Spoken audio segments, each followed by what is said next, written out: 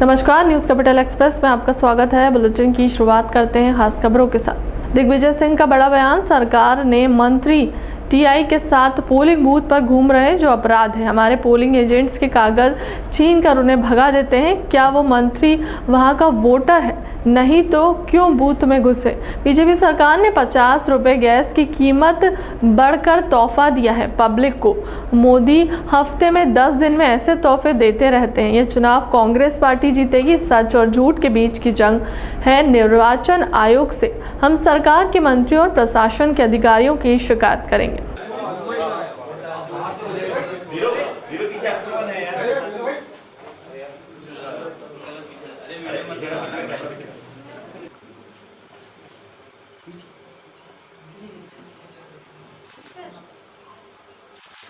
करता घूम रहे हैं। भोपाल में आपने ट्वीट किया है। बात यह है, मुझे घोर आपत्ति इस बात की है कि नरेला के माननीय विधायक एवं मंत्री विश्वास सारंग जी टीआई के साथ मतदान केंद्र के अंदर जाते हैं। मतदान केंद्र में आने जाने का अधिकार केवल मतदाता का है और उम्मीदवार या उसके एजेंट का है। न वे उस पोलिंग बूथ के मतदाता हैं, न पोलिंग एजेंट हैं, न उम्मीदवार हैं। किस हैसियत से अंदर वो गए? ये अपराध है। उनके खिलाफ एफआईआर दर्ज करवाई जाएगी, होगी। अभी तक हो गई होगी, शायद नहीं होगी तो मैं करवाऊंगा। और इसमें अदालत में उनको खड़ा होकर जवाब देना पड़ेगा। ये गुंडागर्दी है। ये गुंडागर्दी है। और ये घुसकर कांग्रेस के पोलिंग एजेंट्स को वहां से भगा देना, उनके कागज छीन देना, ये कौन सी बात वो प्रजातंत्र लोकतंत्र है? सर, गैस सिलेंडर 50 रुपये हफ्ते 10 दिन में 15 दिन तोहफा देते हैं। मोदी जी बहुत बहुत धन्यवाद। सर, आप जो आरोप लगा रहे हैं उसमें वीडी शर्मा कह रहे हैं कि आप हार देखकर इस तरह के जी हाँ, जी हाँ। वीडी शर्मा जी, आपके दिल पे क्या गुजर रही है विश्वास सारंग के बारे में मैं जानता हूँ।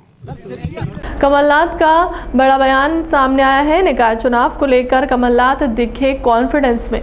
भाजपा झूठ का पुलिंदा जेब में रखकर घूम रही है। कल के बाद परसों भी आएगा, ये भाजपा अच्छे से जान ले। कांग्रेस नेताओं से अधिकारियों की लिस्ट से ले रहे हैं जो लोकतंत्र की हत्या कर रहे हैं। प्रदेश की 16 नगर निगम पूरी जीतने पर बोले कमलनाथ, हम भाजपा और शिवराज की तरह झूठी घोषणाएं नहीं करते, न झूठे मुकाबले में रहते हैं। गैस पर रेट बढ़ाया। पिछले हाल में ही आटा, पनीर, दही, इन सब वस्तुओं पर 5% जीएसटी बढ़ाया। ये अच्छे दिन हैं भारतीय जनता पार्टी के। जबरदस्त कॉन्फिडेंस में लग रहे हैं आप सर। जबरदस्त कॉन्फिडेंस में लग रहे हैं, चेहरे पे स्माइल भी है आपके। जबरदस्त कॉन्फिडेंस। देखिए, मुझे मध्य प्रदेश की जनता पर विश्वास है कि आज अगर ये सोचते हैं कि जनता को गुमराह कर लेंगे, उनका ध्यान मोड़ लेंगे, जिस प्रकार आज मध्य प्रदेश में हर वर्ग त्रस्त है, हर वर्ग दुखी है, ये बात स्पष्ट अब 17 और 18 तारीख को हो जाएगी। थोड़ी सी वोटिंग कम हुई है भोपाल की बात की जाए। हाँ, वोटिंग कम हो रही है। ये आखिरी 2 घंटे में वोटिंग बढ़ती है, हमेशा ये होता है।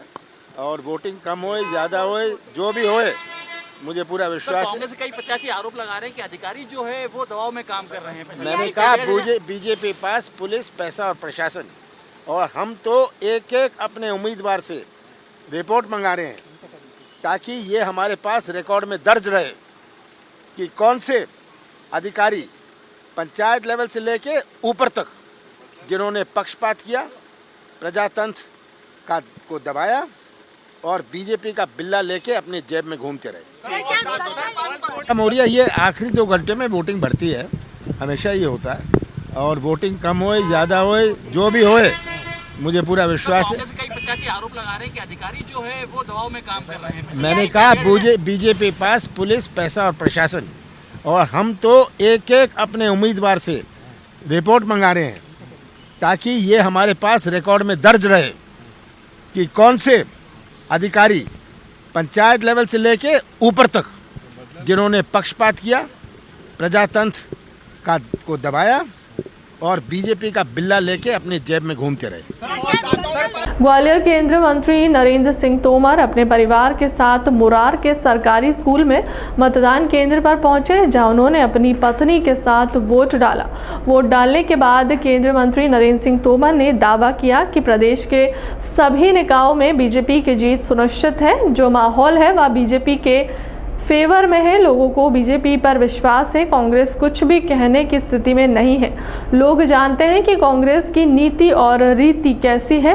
इसके साथ ही उन्होंने कहा कि लोकतंत्र में मत का बहुत महत्व है, इसीलिए वोट डालने के लिए आया हूं। वहीं उन्होंने शहर की जनता से अपील की है कि घर से निकलकर लोकतंत्र के महापर्व में अपने मत का प्रयोग करें।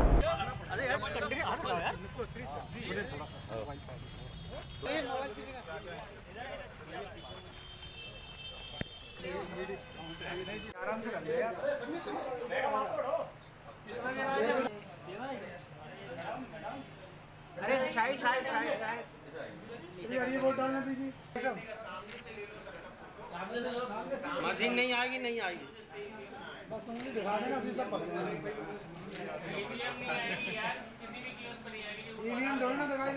आज ग्वालियर में महापौर एवं पार्षद गणों के लिए मतदान संपन्न हो रहा है। पूरे प्रदेश में आज मतदान के पहले चरण की प्रक्रिया संपन्न हो रही है। मैं भी यहाँ पर वोट डालने आया हूँ। पूरे प्रदेश भर में ग्वालियर सहित भारतीय जनता पार्टी के पक्ष में माहौल है और भारतीय जनता पार्टी इस चुनाव में अपनी जीत को सुनिश्चित करेगी जनता के आशीर्वाद से। कांग्रेस का दावा है कि इस बार जो है वो खाता भी खोलेगी नगर निगम में, जिसकी बात जुलाई में हारी थी। बीजेपी के लिए यहाँ भी 57 साल का रिकॉर्ड बनेगी, इस तरह का दावा। जब तक रिजल्ट नहीं आता सपने देखने का अधिकार सभी को है, तो तब तक तो देख ही सकते हैं कांग्रेस के मित्र। मंत्री विश्वास कैलाश सारंग ने किया मतदान। 74 बंगले मतदान केंद्र पहुंचकर किया मतदान।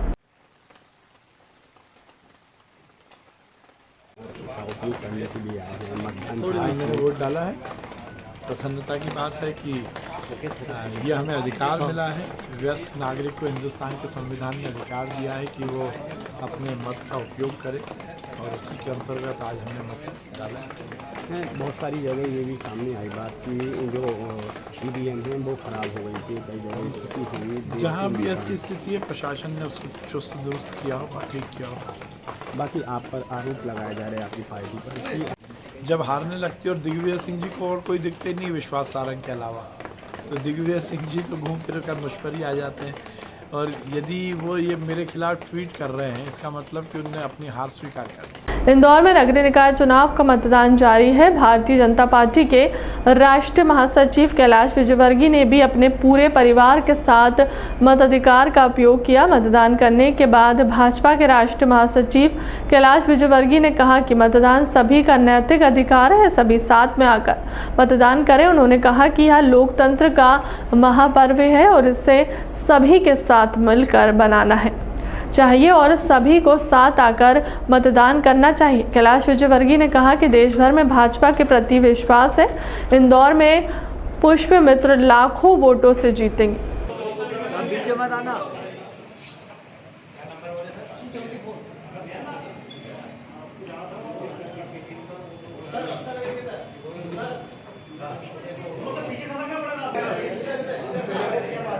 ठीक है सर, चलिए।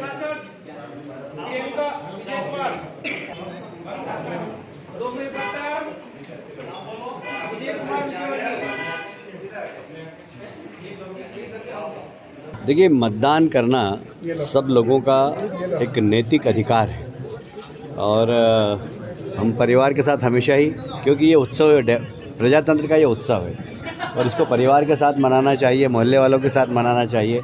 व्यक्ति अकेला वोट देने नहीं जाए, अपने परिवार को भी ले जाए, अपने मोहल्ले वालों को भी ले जाए। तो आपने देखा होगा कि यहाँ पर मेरे साथ कम से कम 20-25 लोग वोट डालने आए। हमने सबको कहा चलिए साथ में, क्योंकि मतदान डेमोक्रेसी का एक वो मारक हथियार है जिससे मतदाता अपने मनपसंद व्यक्ति को मोहल्ले का चुनाव हो तो मोहल्ले की बागडोर, शहर का चुनाव हो तो शहर की बागडोर, प्रदेश का चुनाव हो तो प्रदेश की बागडोर, देश का चुनाव हो तो देश की बागडोर एक मत से सौंप सकता है। जबलपुर के नगरीय निकाय चुनाव के पहले चरण में लोकसभा सांसद राकेश सिंह ने अपने परिवार के साथ पहुंचकर मतदान केंद्र में मतदान किया, जहां इस मौके पर लोकसभा सांसद राकेश सिंह ने कहा कि लोकतंत्र के इस महापर्व में जनता अपनी नगर सत्ता को चुनेगी। वहीं 15 साल पहले जबलपुर को एक बड़ा गाँव कहा जाता है, लेकिन भाजपा के नेतृत्व में जबलपुर को संपूर्ण विकास हुआ है और विकास के काम प्रस्तावित हैं, जहाँ शहर के मतदाता अपने मत का प्रयोग कर विकास के धारा देखते हुए महापौर प्रत्याशी डॉक्टर जितेंद्र जामदार को महापौर के लिए चुनेंगे। आज स्थानीय निकाय के चुनाव में जबलपुर नगर निगम के चुनावों के लिए वोटिंग है। आज संस्कारधानी तय करेगी कि जबलपुर का महापौर कौन होगा और हर मतदाता के अपने क्षेत्र का पार्षद कौन होगा। लेकिन पिछले वर्षों में मध्य प्रदेश में, जबलपुर में जितने तेज़ी के साथ विकास के कार्य हुए हैं, और जबलपुर के बारे में तो हम कह सकते हैं कि 15 साल पहले इसको एक बड़ा गांव कहा जाता था, मीडिया लिखता था, लेकिन जो काम विकास के अब यहाँ हुए हैं और जो हो रहे हैं और जो प्रस्तावित हैं, वो देश और प्रदेश के सबसे बड़े काम हैं। और इसलिए अब जबलपुर बहुत तेज़ी के साथ एक महानगर के स्वरूप में दिख रहा है और मुझे उम्मीद है कि जनता इन सब कामों को ध्यान में रखते हुए और तुष्टीकरण की राजनीति को दरकिनार करते हुए महापौर के रूप में डॉक्टर जामदार जी को और पार्षद के रूप में, इस क्षेत्र के पार्षद के रूप में श्याम कनौजिया जी, और लगभग जबलपुर में हर वार्ड में भारतीय जनता पार्टी के प्रत्याशियों को विजयी करेगी, उनको अपना आशीर्वाद देगी। जबलपुर में भाजपा महापौर प्रत्याशी डॉक्टर जितेंद्र जामदार और कांग्रेस से जगत बहादुर अन्नू ने सुबह अपनी पालियों के साथ वोट डाला। नगरीय निकाय चुनाव के प्रथम चरण का मतदान शुरू हो गया है। इसी दौरान जिले के 5 नगरीय निकाय में वोट डाले जा रहे हैं। प्रथम चरण में करीब 10.5 लाख मतदाता अपने मताधिकार का प्रयोग करेंगे। जिला निर्वाचन अधिकारी इलैया राजा टी के मुताबिक नगरीय निकाय चुनाव का मतदान ईवीएम से कराया जा रहा है। वोटिंग सुबह 7 बजे से शुरू हो चुकी है, जो शाम 5 बजे तक चलती रहेगी।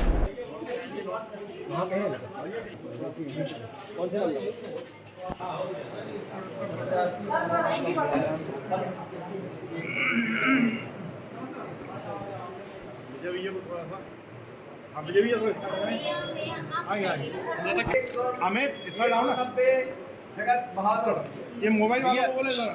अरे मोबाइल वाला ऐसा डाल, आप मोबाइल नहीं कोई ठीक है भैया, 190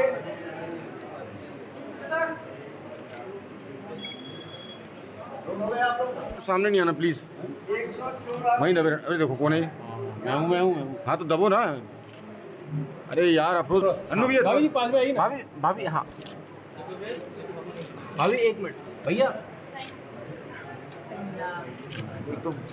अरे यार हाँ मैडम, हाँ इनके थोड़ा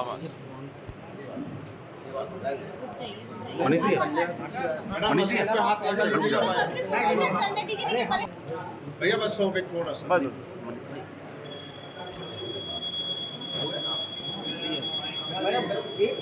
हाँ भैया। चलो हाँ भैया एक मिनट इस साइड।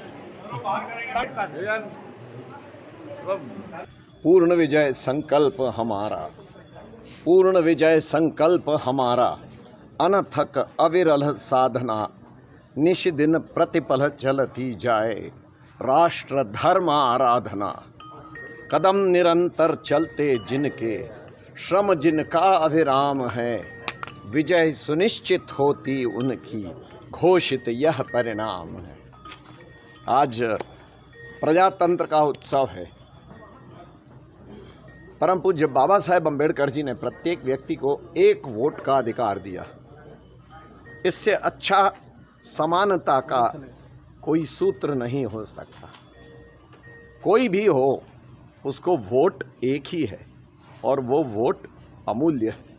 प्रत्येक व्यक्ति ने अपने मताधिकार का प्रयोग करना ही चाहिए और इस उत्सव में सहभागी होना चाहिए। खूब आशीर्वाद मिला है चुनाव प्रचार के दौरान में। लोगों के चेहरे में मुस्कान और खुशी दिखी है कि वक्त है बदलाव का। 18 साल उनको मिले हैं, 5 वर्ष हम लोगों को आशीर्वाद मिलने की तैयारी है आज। और सिर्फ यही संकल्प, राजनीति को सेवा का माध्यम बनाया है। सेवा करेंगे 5 वर्ष, जबलपुर शहर को सर्वोत्तम शहर बनाएंगे। जो लोगों की अपेक्षा थी वो यही थी कि हम लोगों को ऐसा व्यक्ति चाहिए है जो 24 घंटे उपलब्ध हो, 16 घंटे काम करे,